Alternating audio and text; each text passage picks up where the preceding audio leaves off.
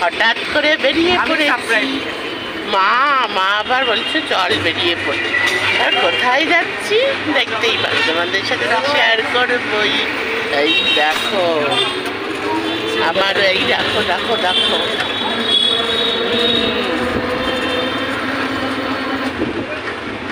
হাওয়াটা বেশ ভালো দিচ্ছে, বলো খুব ভালো লাগছে। চলো দেখতে থাকো।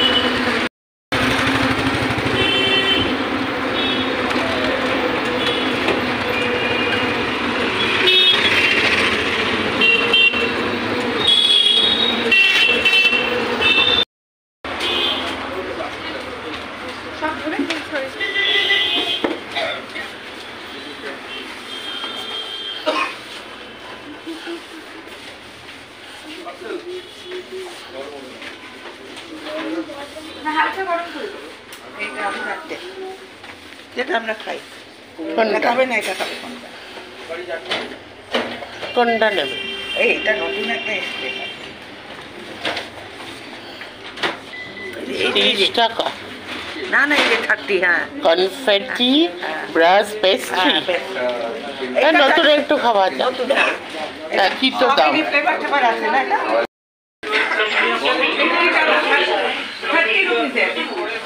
এইটা বা নতুন নতুন অনেক এসছে, বলো। এটা মনে হয় এই যে এইগুলো নতুন, ওইটা নতুন, এটাও নতুন।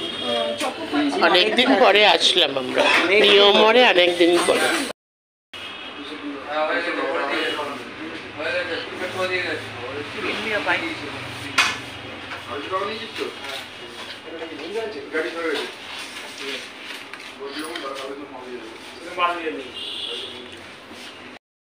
এবার মা বলে কি মেরে বাবা, দেখো এখানে বুঝতেই পেরেছে আমরা কেক নিতে এসেছি। হঠাৎ সাডেন মা মেয়ে ঘুরু বেরিয়েছি। তো কেক খেতে খুব ইচ্ছা হয়েছে মারও আমারও। কেক খেতে কোনোদিন না তো কেক কিনতে বেরিয়ে পড়েছি। কেকটা তো কিনলাম, তার মধ্যে ফিশ চপ আমি খেয়ে নিয়েছি। এবার তোমার বক্তব্য এই ব্যাপারে।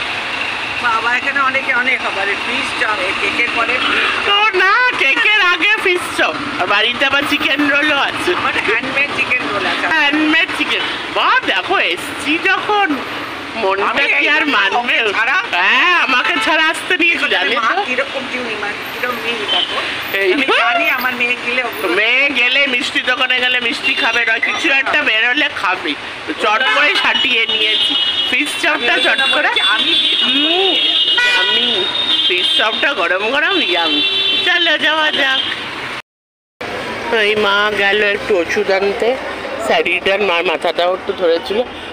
গরম গরম ফিশ চপটা যা ছিল না দাদা, আমি কোনোদিন এত গরম মানে তখন খাইনি। বাড়িতে নিয়ে এসেছি, তারপরে ধরো খেয়েছি। একদম পুরো দোকানে দাঁড়িয়ে খেয়ে নিয়েছি। মা বলছে এই জন্য তোকে নিয়ে আসিল, তুই বস, এক্ষুনি আমি কেকটা নিয়ে আসছি।